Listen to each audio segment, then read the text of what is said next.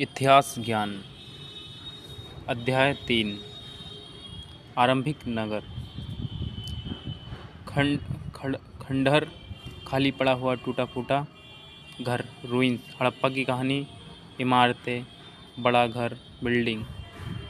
हड़प्पा की कहानी, railway line, rail की पटरी, रेलवे लाइन। हड़प्पा सिंधु सभ्यता का एक शहर। उखाड़ना, ईंटें उखाड़ना। एक्सट्रीपेट, नष्ट, तबाह होना। इन नगरों की विशेषता क्या थी? विभाजिता, बांटना, विभाजित करना, बांटना। पश्चिमी भाग, पश्चिम की ओर का भाग, वेस्टर्न पार्ट। पूर्वी भाग, पूरब की ओर का भाग, ईस्टर्न पार्ट। पश्चिमी भाग ऊंचा था, जिसे नगर दुर्ग बोलते थे। सभ्यता का ऊपरी हिस्सा। चार दीवारियाँ, चारों ओर से घिरा। मोहनजोदड़ो, सभ्यता का एक शहर। तालाब, पानी का एक स्रोत, मोहनजोदड़ो में पाउंड। महान स्नानागार, नहाने का बड़ा घर।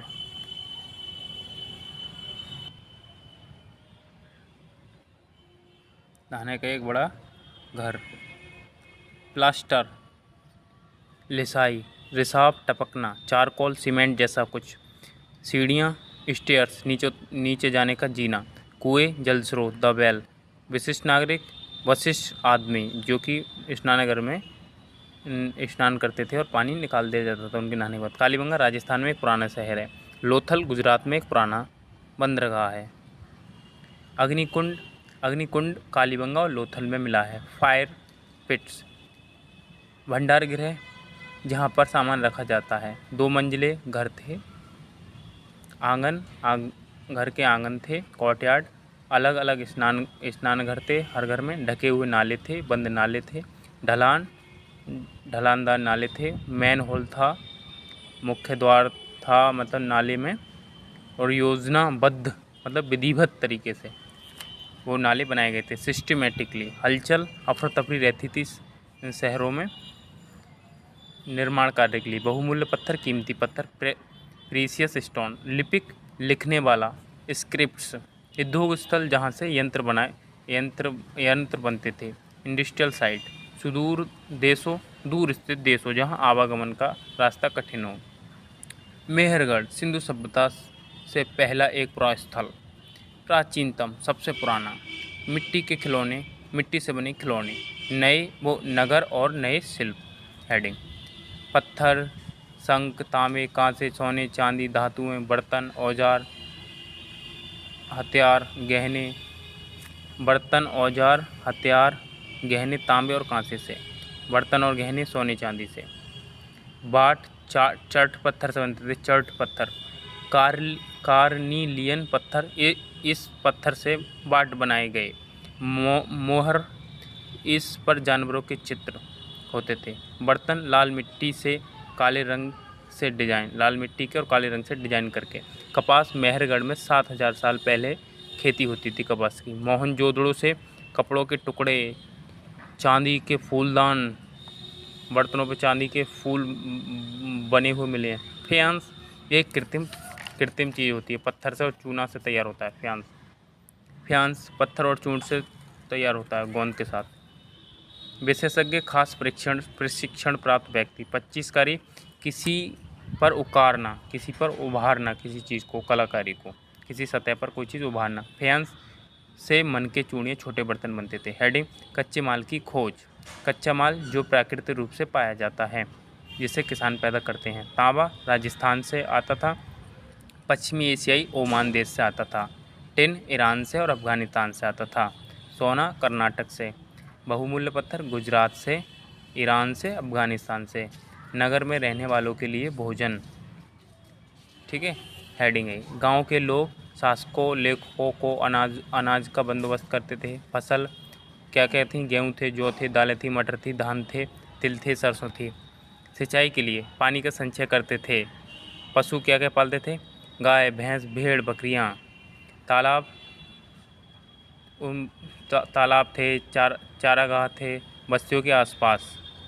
बेर, मछलियाँ इत्यादि इकट्ठे करते थे। हेडिंग। गुजरात में हड़प्पाकालीन नगर का सूक्ष्म निरीक्षण। धौलावीरा, ये खादर वैद के किनारे स्थित है। उपजाऊ ज़मीन थी यहाँ पर। नगर 3 भागों में विभक्त था। नगर में एक खुला मैदान था जहाँ सार्वजनिक कार्य होते थे। अच्छा, अभिलेख पत्थर पर गुदे लकड़ी में फ्रेम में फंसे हुए होते थे। अभिलेख मतलब पत्थर से गुदे हुए लकड़ी के फ्रेम में फंसे हुए होते थे। लोथल साबरमती की उपनदी पर ये बसा हुआ है। लोथल कीमती पत्थर यहाँ से पाए गए। पत्थर शंख धातु से बनाई चीज़ों का महत्वपूर्ण केंद्र था। पत्थर से शंख से बनी वाली चीज़ों का महत्वपूर्ण केंद्र था। लोथल एक बंदरगाह था। ठीक है, अधबने मन के उपकरण भी यहाँ से मिले हैं। अच्छा, मुद्रांकन या मोहरबंदी ये गीली मिट्टी से होती थी। सभ्यता के अंत का रहस्य 3900 साल पहले बड़े बदलाव यहाँ होने लगे। लेखन बाट मोहरों लेखन मतलब ये सब चीज़ बंद होने लगी। मोहर बाट का प्रयोग बंद होने लगा। आयात कम हुआ। कचरे के ढेर लगने लगे। झुग्गीनुमा घर बनने लगे। नदियाँ सूख गईं। जंगलों का विनाश हो गया। चारागाह समाप्त हो गए। शासकों का नियंत्रण समाप्त हो गया। लोग दक्षिण इलाकों में आकर बस गए। अन्यत्र क्या हुआ था? राजाओं ने, मिस्र के राजाओं ने सोना चांदी हाथी दांत लकड़ी हीरा जवाहरात लेने के लिए सेना दूर दूर तक भेजी। पिरामिड ये शवों को दफनाने के लिए त्रिकोणनुमा एक आकृति होती है। मम्मी ये मिस्र में शवों के लिए कहते हैं, शवों को कहते हैं मम्मी।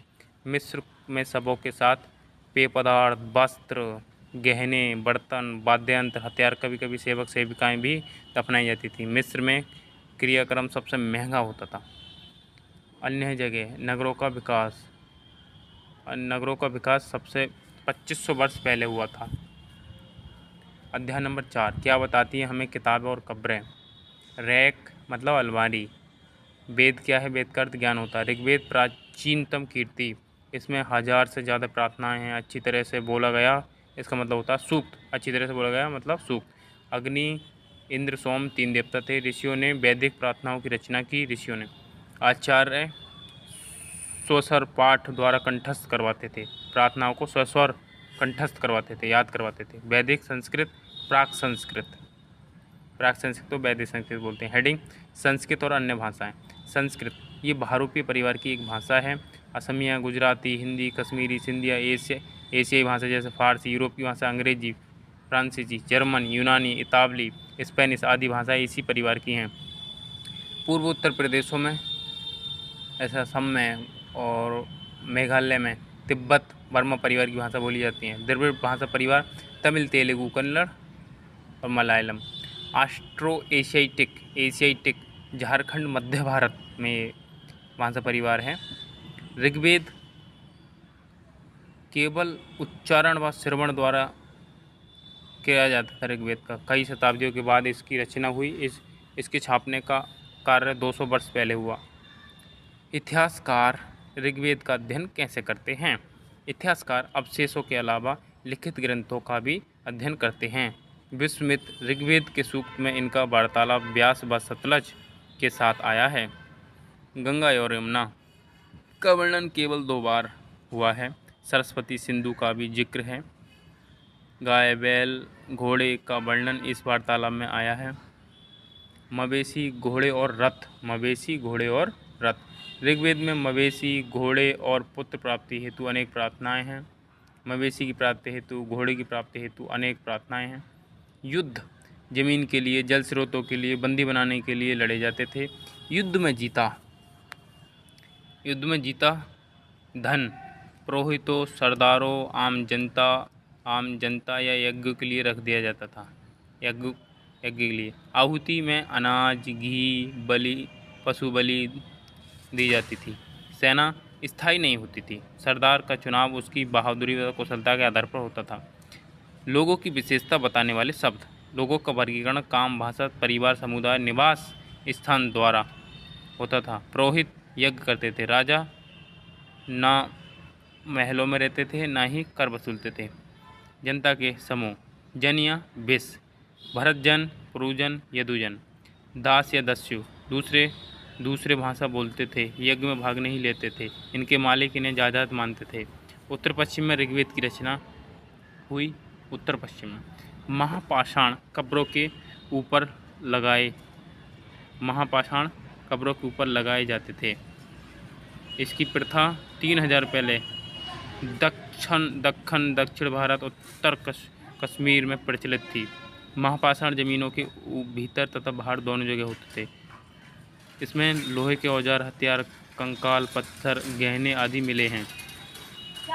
लोगों की सामाजिक असमानता के बारे में, लोगों की सामाजिक असमानता के बारे में कैसे पता लगाएं के बारे में, ब्रह्मगिरी में एक कब्र में 33 सोने के मनके और शंख मिले हैं। कब्रों में मिलने वाले सामानों में भिन्नता के आधार पर सामाजिक भिन्नता को पता चलता है। पोर्ट होल कब्र में एक मुख्य द्वार होता है। यहाँ से परिवार के अन्य सदस्यों के शवों को दफनाया जाता है। इनाम गांव की कब्र, इनाम गांव ये भीमा की सहायक नदी घोड़ पर स्थित है। यह 3600 साल से पहले 2700 साल तक लोग रहते थे। यहाँ एक आदमी को गड्ढे में सीधा लिटाकर दफनाया गया है। इसका सिर उत्तर की दिशा में है। 5 कमरों वाले मकान में 4 पैरों वाले मिट्टी के एक बड़े संदूक में इसे दफनाया गया है। यहाँ एक अनाज का गोदाम भी मिला है। इनाम गाँव के लोगों के काम धंधे, पुरातत्वविदों को गेहूँ, जौ, चावल, दाल, बाजरा, मटर, तिल, हड्डियाँ, जानवरों की हड्डियाँ पर निशान, गाय, बैल, भैंस, बकरी, कुत्ता, घोड़ा, गधा, सूअर, सांभर, चितकबरा, मछली, बेर, जामुन, खजूर आदि मिले हैं। अन्य चीज़, चीन में अन्यत्र चीन में 3500 वर्ष पहले जानवरों की हड्डियों पर लिखाई करके भविष्यवाणी करवाते थे। अच्छी फसल होगी या नहीं ये पता करने के लिए, संतान होगी ना होगी। राजा बेशुमार दौलत इकट्ठा करके शहरों में रहते थे। लोग करने के बर्तन का उपयोग करते थे, कांसे के बर्तन का उपयोग करते थे यार। लोहे से ये अनिवार्य थे, चीन वाले लोहे के उससे अनिवार्य थे। अध्याय नंबर 5, राज्य राजा एक प्राचीन गणराज्य। कुछ लोग कैसे शासक बने। चुनाव केंद्र, वोटिंग पोल, आयोजित, स्थापित। ठीक है। अश्वमेघ राजा बनने के लिए एक यज्ञ होता था। स्वतंत्र विचरण, आज़ादी से घूमना।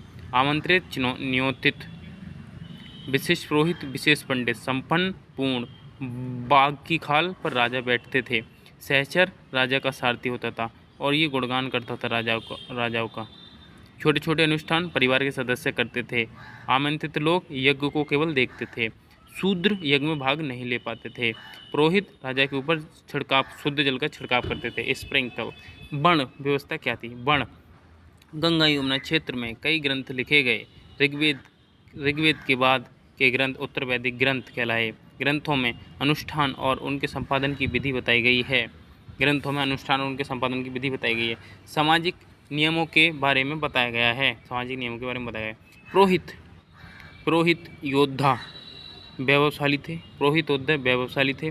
कुछ कृषक व्यापारी अमीर थे। पशुपालक, श्रमिक, मछुआरे निर्धन थे। भोजन संग्राहक ये पशुपालक सब निर्धन थे। पुरोहित अनुष्ठान करते थे। क्षत्रिय रक्षक और वैश्य व्यापारी और कृषक। शूद्र तीनों की रक्षा करते थे, सेवा। औरतों को शूद्रों के समान माना जाता था। पुरोहित के अनुसार वर्ण का निर्धारण कर्म के अनुसार। अपवित्र माने जाते थे शवों को जलाने या दफनाने वाले लोग। कुछ लोग जन्म के आधार पर वर्ण व्यवस्था सही नहीं मानते थे। व्यवसाय के आधार पर भेदभाव उचित नहीं समझते थे। कुछ लोग चाहते थे कि अनुष्ठान करने का अधिकार सबको हो। छुआछूत की आलोचना करते थे। पूर्वोत्तर क्षेत्र में सामाजिक असमानता बहुत कम थी। यहाँ पुरोहित का भी प्रभाव बहुत कम था। जनपद, राजा अब जन का नहीं जनपद का राजा होता था। जनों के बसने की जगह, दिल्ली पुराना किला, मेरठ, हस्तिनापुर, एटा, अतरंजी खेड़ा ये जन हैं। फसल, धान, जौ, दाल और यहाँ पर विशेष गन्ना भी उगाया जाने लगा था। तिल, सरसों। लोग झोंपड़ी में रहते थे। चित्रित धूसर पात्र, चित्र वाले बर्तन ये ज्यामिति तथा सरल आकृति के होते हैं। महाजनपद, 25 साल पहले करीब जनपद महाजनपदों में बदल गए। केवल कुछ जनपद महाजनपदों में बदल गए। इनकी राजधानी होती थी। इनके चारों ओर लकड़ी ईंटें की दीवारें होती थी। किलेबंदी होती थी। राजा लोग बाहरी आक्रमण से बचने हेतु तथा अपनी संपत्ति के प्रदर्शन हेतु ये करवाते थे। अब राजा सेना रखने लगे। नियमित वेतन शुरू कर दिया। भुगतान सिक्कों में होता था। कौशाम्बी में ईंटों की दीवार के अवशेष मिले हैं जो 2500 साल पुराने हैं। कर फसलों का एक छठवां भाग कर के रूप में। कारीगर, श्रमिक, शिल्पकार, आर्किटेक्ट अपनी सेवा करके अपना कर चुकाते थे। कृषि में परिवर्तन, हल्के फाल का उपयोग होने लगा। धान रुपाई के थ्रू होने लगा, रुपाई के द्वारा। मगध सबसे महत्वपूर्ण जनपद। गंगा और सोन मगध से होकर गुजरती थी। जंगलों से ये क्षेत्र भरा था। हाथियों को प्रशिक्षित कर इनसे सेना में भर्ती किया जाता। लोह इसकी यहाँ पर खदानें थी। बिंबिसार, अजातशत्रु, महापद्म शक्तिशाली शासक थे। उन्होंने उत्तर पश्चिम तक साम्राज्य फैला दिया था। राजगीर राजधानी बनी रही। बाद में पाटलिपुत्र, पटना इसकी राजधानी बनी। राजगीर यहाँ की राजधानी थी मगध की, बाद में पाटलिपुत्र बनी। 2300 साल पहले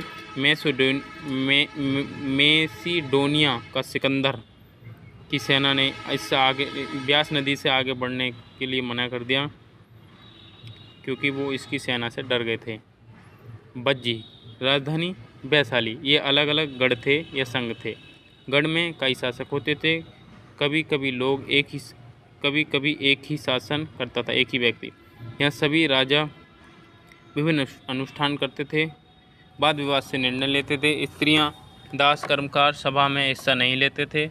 महावीर तथा बुद्ध गढ़ से ही संबंधित हैं। बज्जी संघ का वर्णन दीर्घ निकाय में मिला है, जो 2300 साल पहले इसका वर्णन मिलता है। दीर्घ निकाय में मिलता है बज्जी संघ का। अध्याय 6, नए प्रश्न, नए विचार। बुद्ध की कहानी। बुद्ध धर्म संस्थापक, बुद्ध सिद्धार्थ।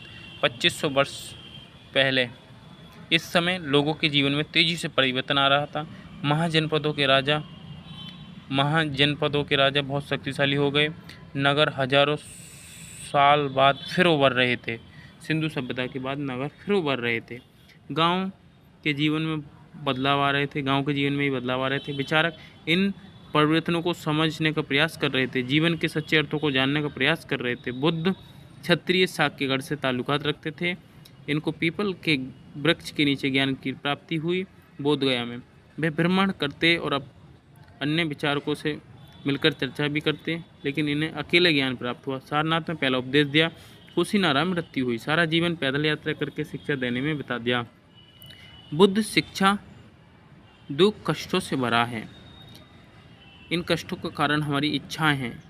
इच्छाओं को बुद्ध ने लिप्सा मतलब तृष्णा कहा। बुद्ध ने दयालु होने तथा मनुष्य पशु का आदर करने की शिक्षा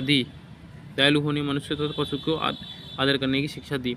बुद्ध मानते थे हमारे कर्मों का परिणाम वर्तमान जीवन के साथ बाद के जीवन को भी प्रभावित करता है। बुद्ध ने शिक्षा प्राकृत भाषा में दी क्योंकि ये आमजनों की भाषा थी।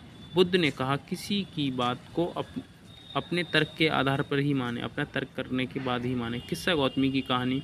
एक गरीब औरत तथा उसके मृत बेटे तथा बुद्ध के बीच कहानी है। उपनिषद जिस समय बुद्ध उपदेश दे रहे थे, ठीक उसी समय अन्य चिंतक भी कठिन प्रश्नों का उत्तर जानने का प्रयास कर रहे थे। मृत्यु के बाद जीवन का क्या होता है? यज्ञ की उपयोगिता क्या है? विश्व में कुछ तो स्थायी है। आत्मा में भ्रम सार्वभौम सत्य है।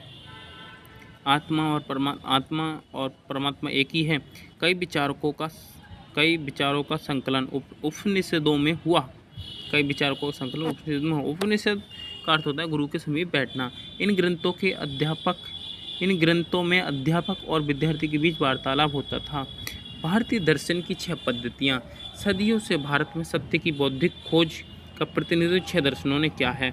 वैशेषिक ऋषि कणद, न्याय बुद्ध, सांख्य कपिल, योग पतंजलि, पूर्व मीमांसा जैमिनी, वेदांत या उत्तर मीमांसा व्यास। फ्रेडरिक मैक्स मूलर के अनुसार 6 दर्शनों का विकास विभिन्न पीढ़ियों के दौरान हुआ, तथापि सत्य की समझ में आधारभूत तालमेल है। बुद्धिमान भिखारी।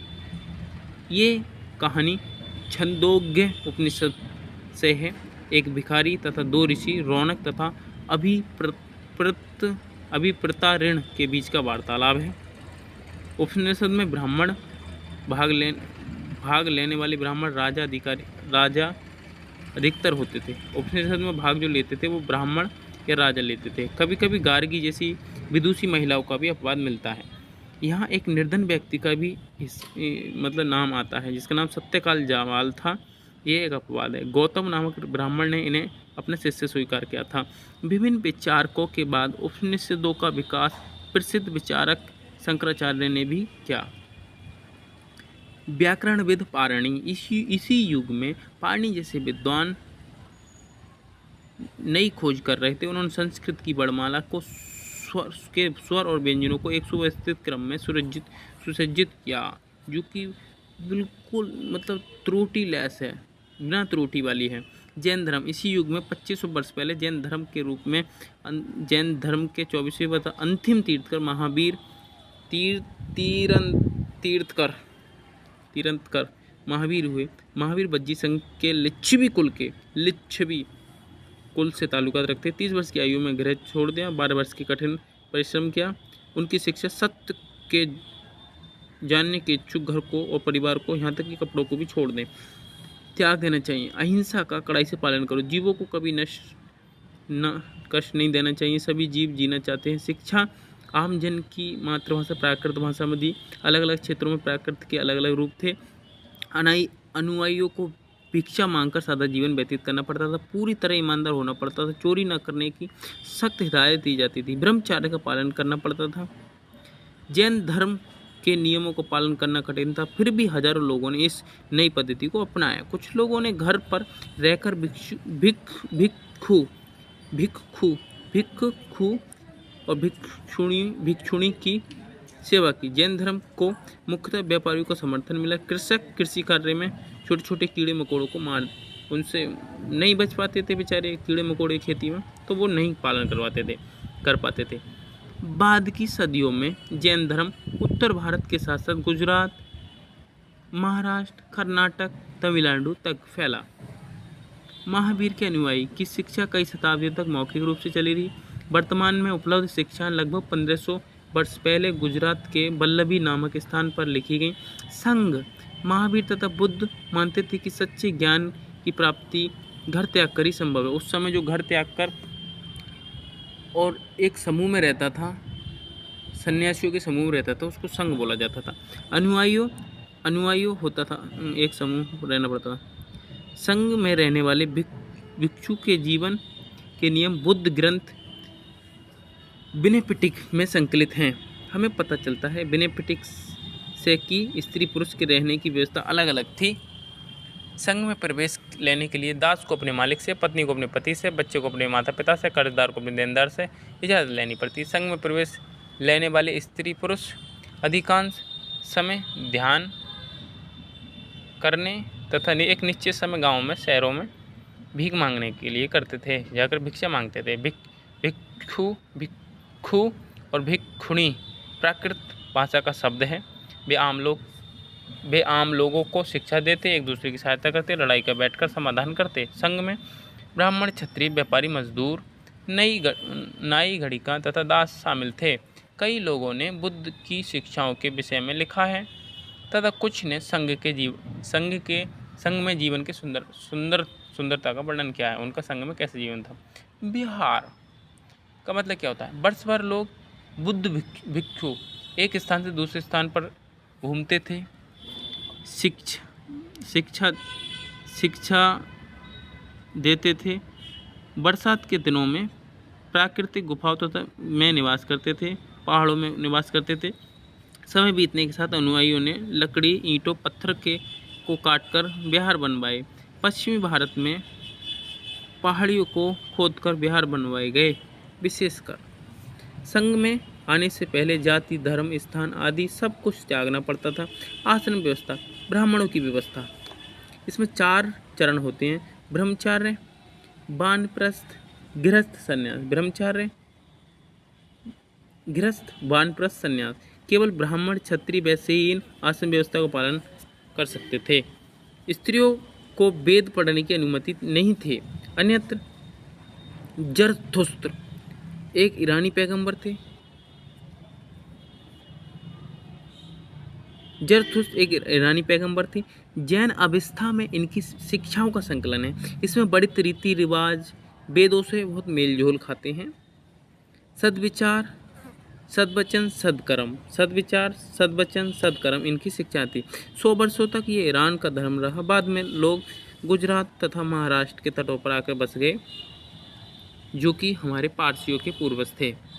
तिथियाँ, उपनिषद के विचारक, जैन धर्म, जैन, महावीर, बुद्ध सब 2500 वर्ष पहले हुए। जैन ग्रंथों का लेखन 1500 वर्ष पूर्व हुआ 1500 वर्ष पहले हुआ। अध्याय 7, अशोक एक अनोखा सम्राट जिसने युद्ध का त्याग किया। एक बहुत बड़ा साम्राज्य अशोक स्तंभ, एक बहुत बड़ा साम्राज्य अशोक स्तंभ, अशोक स्तंभ 4 शेरों वाली एक पत्थर की शिलाकृति जो फिलहाल सारनाथ के एक विशाल स्तंभ पर स्थापित है। अशोक ने अपने निर्देश पत्रों पर उत्कीर्ण करवाए। मौर्य साम्राज्य की स्थापना 2300 साल पहले हुई।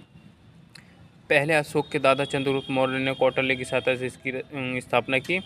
वंश, चंद्रगुप्त मौर्य, बिंदुसार, अशोक तीनों प्रतापी राजा थे। साम्राज्य में बहुत सारे नगर थे। राजधानी पाटलिपुत्र थी। तक्षशिला उत्तर पश्चिम तथा मध्य एशिया जाने का मार्ग था। उज्जैन उत्तरी भारत तथा दक्षिणी भारत की यात्रा मार्ग पर पड़ने वाला एक प्रमुख केंद्र था।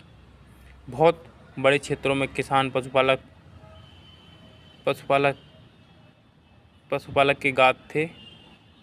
बहुत बड़े क्षेत्रों में किसान पशुपालक के गांव थे यार।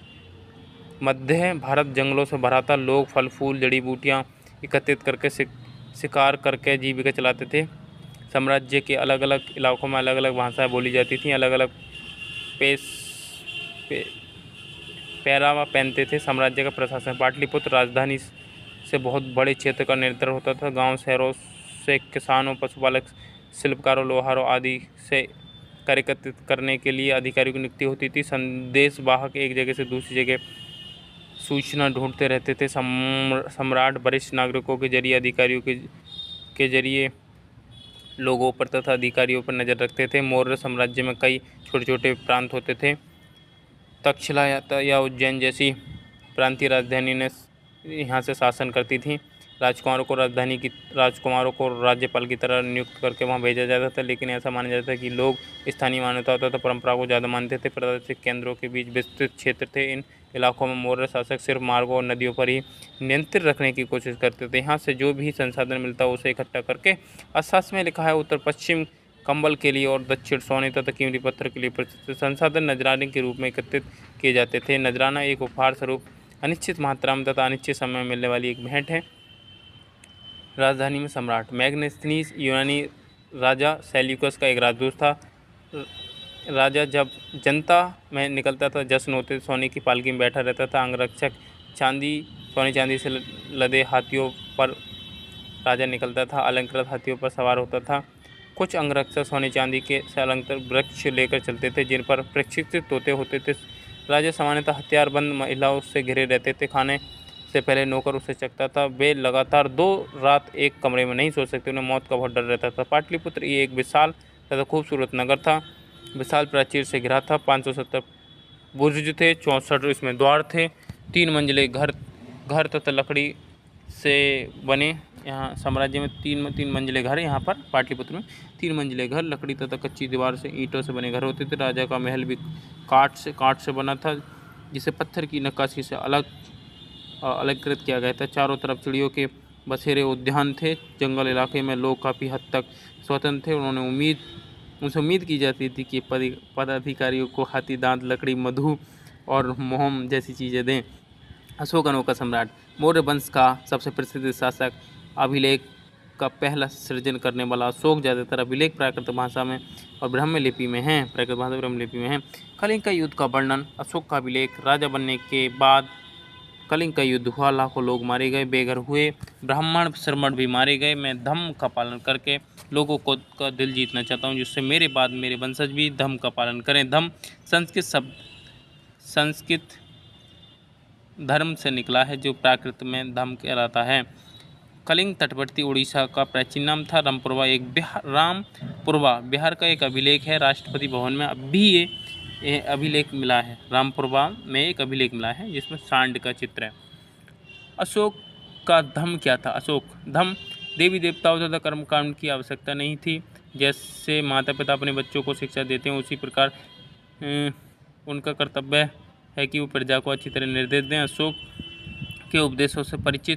अशोक बुद्ध के उपदेशों से परिचित हुए थे। समाज में उस समय भी कई समस्याएं थी। अलग अलग धर्मों को मानने वाले लोग थे। लोगों में कई बार टकराव हो जाता था। परिवार पड़ोसियों के बीच टकराव हो जाता था। इन समस्याओं का निदान करने के लिए धम्म महामत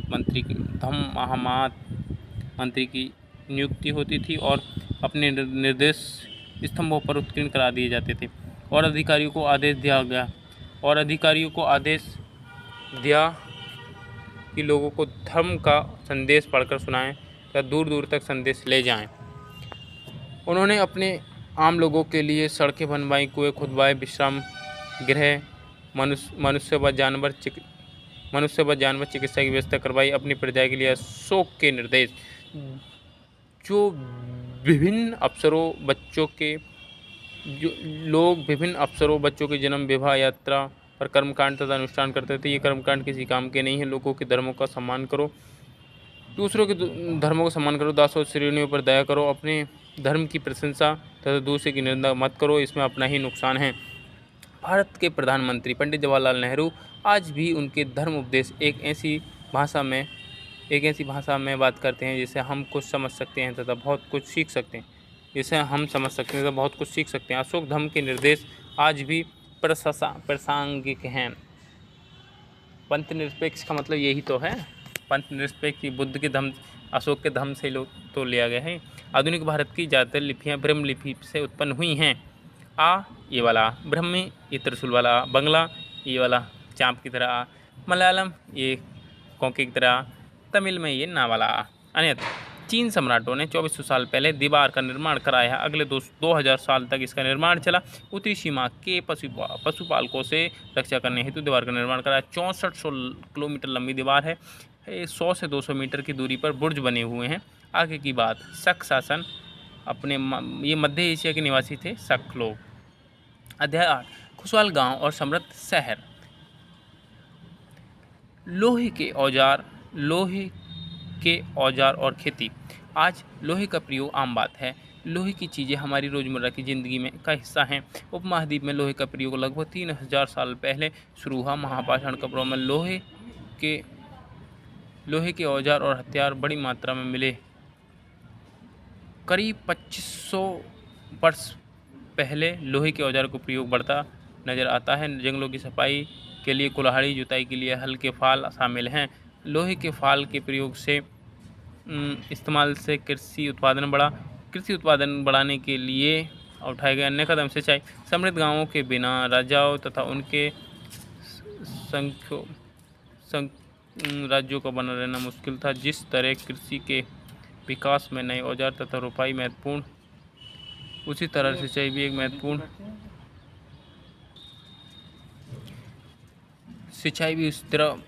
थी। कृत्रिम जलाशय बनाए गए। लोगों के द्वारा परिश्रम किया गया। किसानों को कर अदा करने में सहूलियत हुई। उत्पादन में वृद्धि हुई, सहूलियत मिली। राजाओं ने सिंचाई की योजना बनाई, धन खर्च किया। गांव में कौन रहते थे? इस उपमहाद्वीप में दक्षिणी तथा उत्तरी हिस्से में अधिकांश लोग गाँव में रहते थे। उत्तरी तथा दक्षिणी हिस्से में अधिकांश लोग गाँव में रहते थे।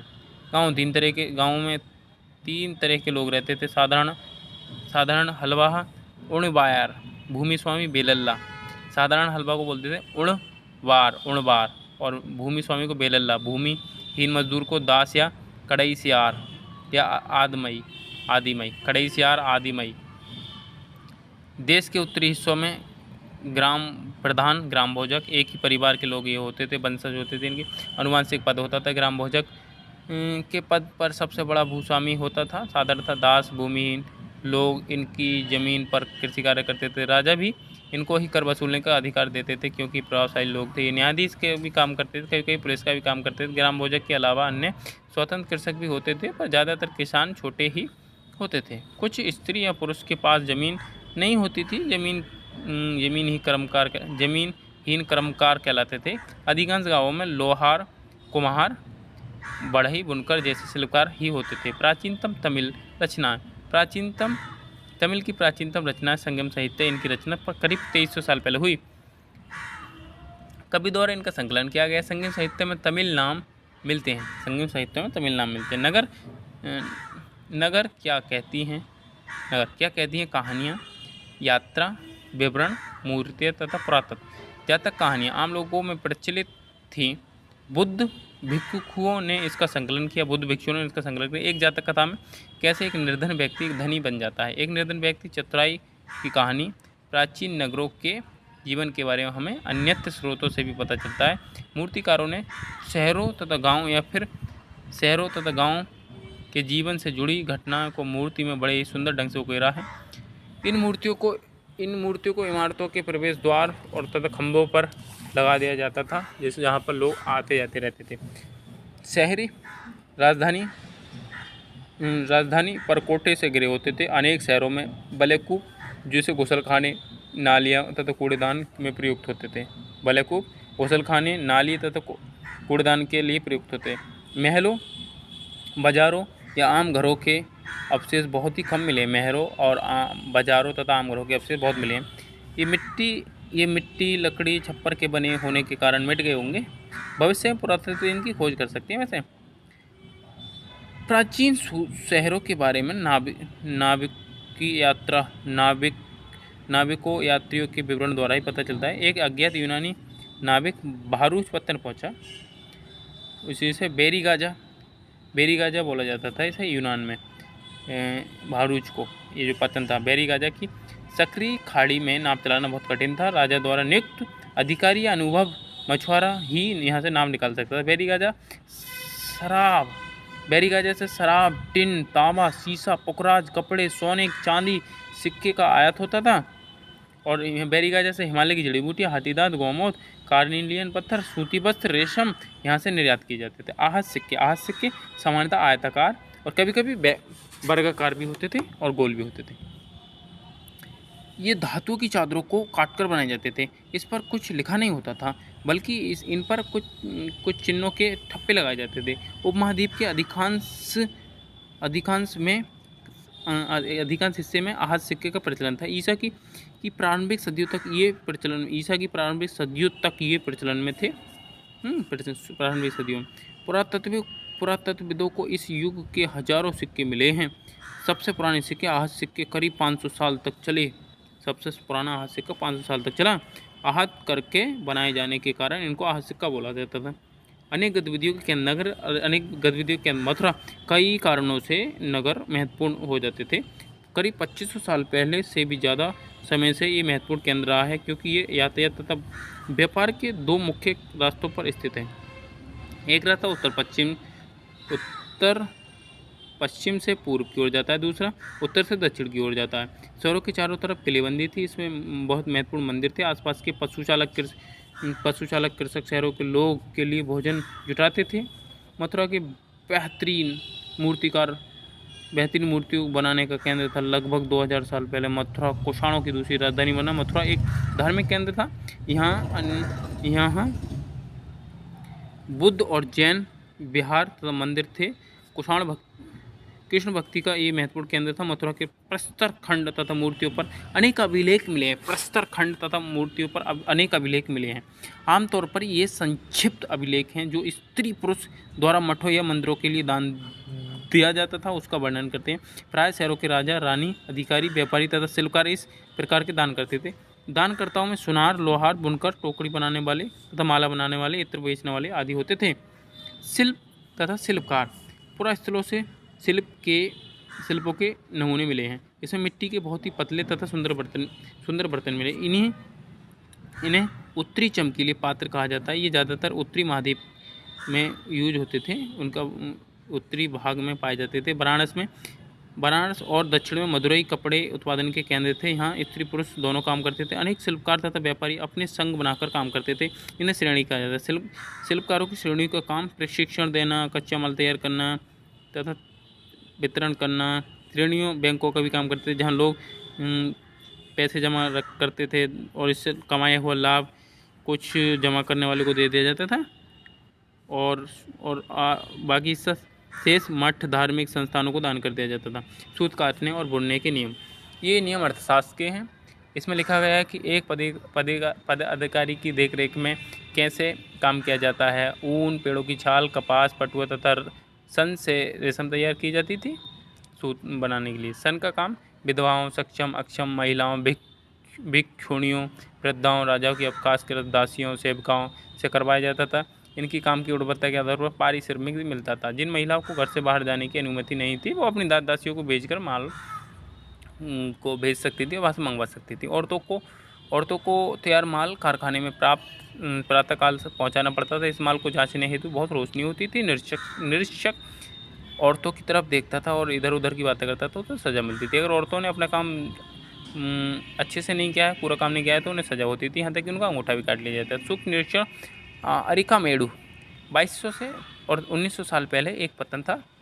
यहाँ दूर दूर से आए जहाज़ों से माल उतारा जाता था। यहाँ पर ईंटों से बना एक ढांचा मिला है जो सामान्यतः एक गोदाम रहा होगा। यहाँ भूमध्य सागरीय क्षेत्र के एम्फोरा जैसे पात्र मिले हैं जिसमें शराब या तेल भरा जाता होगा। इसमें दोनों तरफ हत्थे लगे होते थे। साथ ही यहाँ एरेटाइन जैसे मोहर लगे चमकदार बर्तन मिले। एरेटाइन एक इटली का शहर है।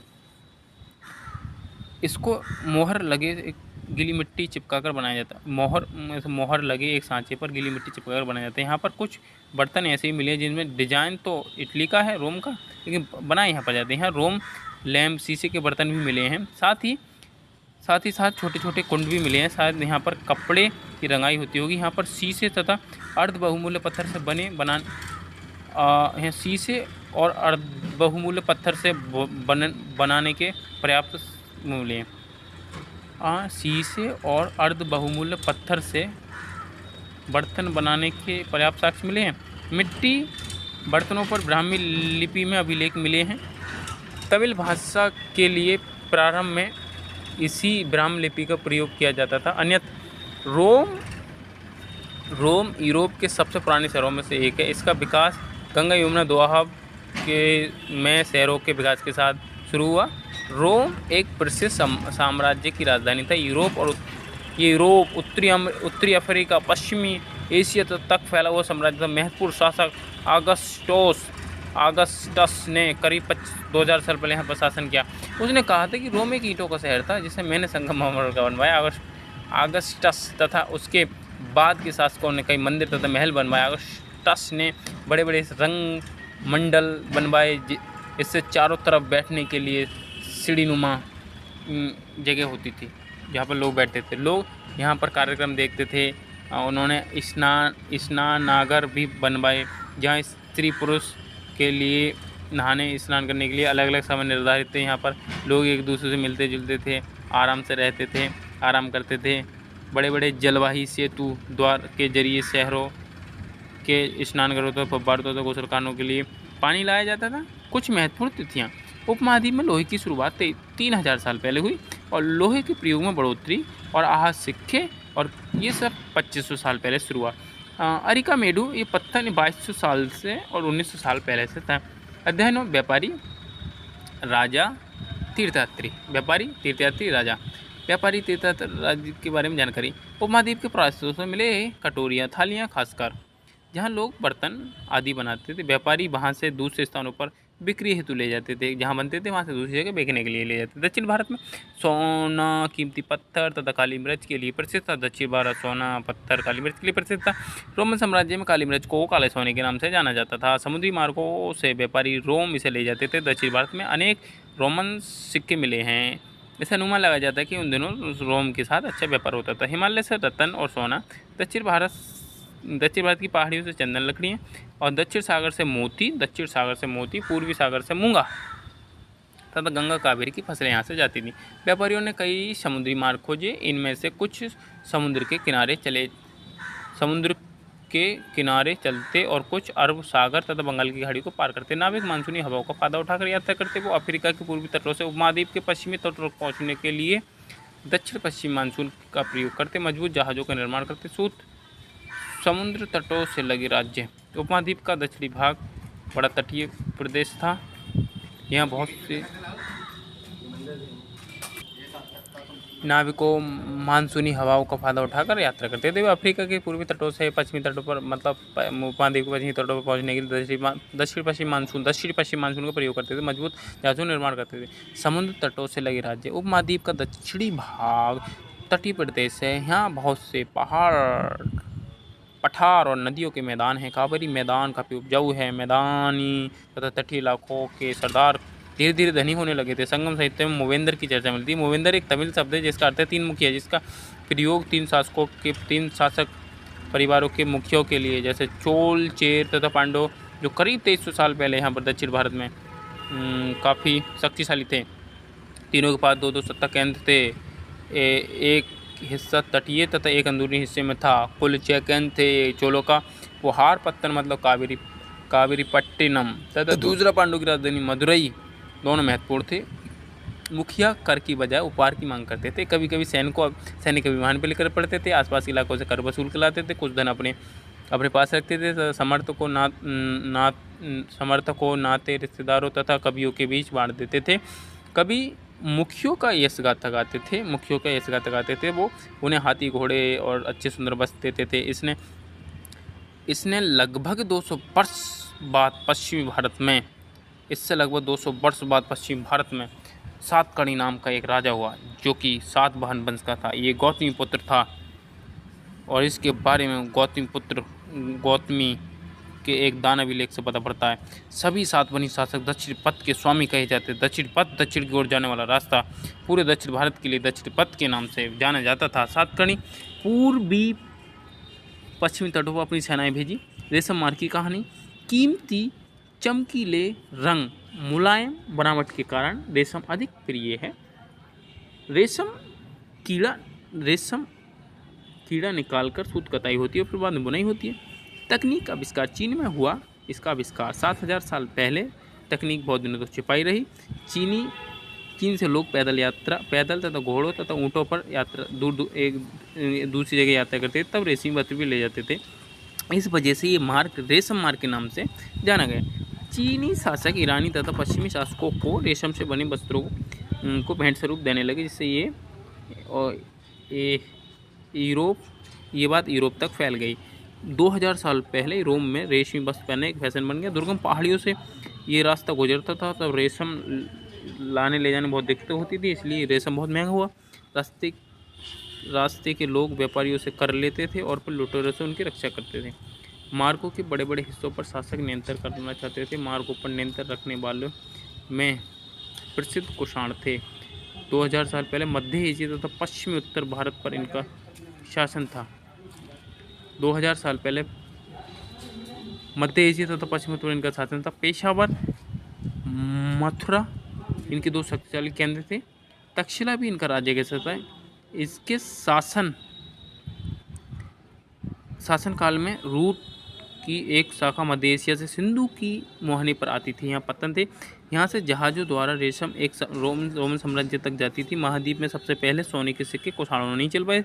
इसका प्रयोग सिल्क रूट पर चलने वाले व्यापारी करते थे। बौद्ध धर्म का प्रसार। कुषाणों की प्रसिद्ध राजा कनिष्क ने 1900 साल पहले एक बौद्ध परिषद का गठन करवाया। बौद्ध विद्वान परिषद में एकत्रित होकर विचार विमर्श करते थे। बौद्ध चरित्र अश्वघोष ने लिखी। ये इनके राजदरबारी कवि थे। बुद्ध विद्वानों ने अब संस्कृत में लिखना शुरू कर दिया था। इस समय बुद्ध धर्म की एक नई धारा महायान का विकास हुआ।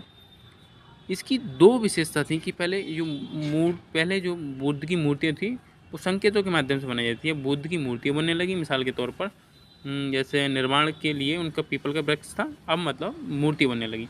अब दूसरा परिवर्तन बोधिसत्व को लेकर हुआ। बोधिसत्व का मतलब गृहस्थ लोग भी बोधिसत्व कहे जाने लगे। अब बोधिसत्व लोकप्रिय हुआ तथा मध्य एशिया, चीन, जापान तथा कोरिया में फैला। बुद्ध धर्म का प्रसार जब हुआ जब दक्षिण भारत में बौद्ध भिक्षुओं के रहने के लिए पहाड़ों में दर्जनों गुफाएं हुई। दक्षिण भारत में इसका प्रसार जब हुआ।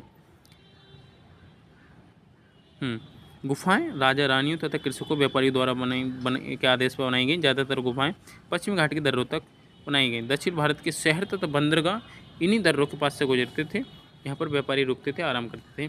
बुद्ध धर्म म्यांमार, थाईलैंड, इंडोनेशिया सहित दक्षिण पूर्व एशिया के अन्य भागों में फैला। थेरवाद नामक बुद्ध धर्म का आरंभिक रूप इन्हीं क्षेत्रों में अधिक प्रचलित था। तीर्थ यात्रियों की जिज्ञासा। व्यापारी जहाज़ों पर काफिला बनाकर दूर दूर तक जाते थे, यात्री भी इनके साथ चले जाया करते थे। यात्री का मतलब पवित्र स्थानों की यात्रा करने वाला। चीनी यात्री फासियन 1600 साल पहले भारत आया। सुवेन तसांग 1400 साल पहले भारत आया। और इतसिंग 50 साल बाद इनके आया। 50 साल पहले सुवेन तसांग के इतसिंग। यात्रियों ने यात्रा वृत्तांत में मुश्किलों के बारे में लिखा है कि कितनी मुश्किल पड़ी है। कई वर्षों तक यात्रा में लग जाते, कई वर्ष तक। अपनी मठों किताबों के बारे में लिखा है। कार्ले गुफा महाराष्ट्र में। फासियन वापस लौटा। फासियन चीन से वापस लौटा बंगाल की खाड़ी के थ्रू, बंगाल की खाड़ी से होता हुआ समुद्री तूफान में फंस गया। 90 दिन में जावा पहुंचा। 5 महीने बाद फिर चीन पहुंचा। सुवेन तसांग भूमध्य मार्ग से भूमार्ग से ये चीन पहुंचा। बुद्ध मूर्तियाँ बुद्ध की चंदन की लकड़ी से बनी मूर्तियाँ ले गया वापस अपने साथ। 600 पांडुलिपि ले गए, 50 इसमें डूबेंगे, बाकी उनका पूरा जीवन भर मतलब इसने अनुवाद किया। नालंदा शिक्षा का एक विशिष्ट केंद्र। बुद्ध चीनी यात्री सुवेन तसांग ने यहाँ शिक्षा ग्रहण की।